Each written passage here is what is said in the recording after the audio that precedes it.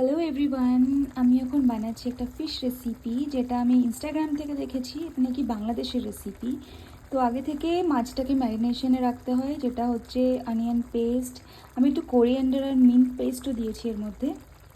আর সমস্ত রকমের যত রকম মশলা থাকে, যেরকম ধনে গুঁড়ো, জিরে গুঁড়ো, হলুদ, নুন, সব কিছু একসাথে মিক্স করে নিয়ে একটু জাস্ট অয়েলটা ওরা অনেক বেশি দিয়েছে, বাট আমি যেহেতু অয়েল খুব একটা বেশি খাই না, তো আমি একদমই কম পরিমাণে অয়েল দিয়েছি। দেখতেই পাচ্ছেন কোনো অয়েল।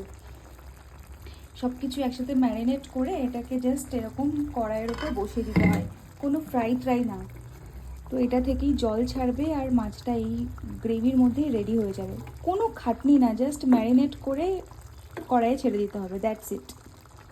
আর এটা আমি নিয়েছি, এই ফিশটা হচ্ছে এঞ্জেল ফিশ। ভীষণ ভালো খেতে এই ফিশটা, মানে সব থেকে টেস্টি ফিশ এটা মনে হয়। এঞ্জেল ফিশ এটার নাম। আমি জানি না এটা কলকাতার ওদিকে ওয়েস্ট বেঙ্গলে পাওয়া যায় কিনা, বাট এটা ভীষণ টেস্টি একটা ফিশ।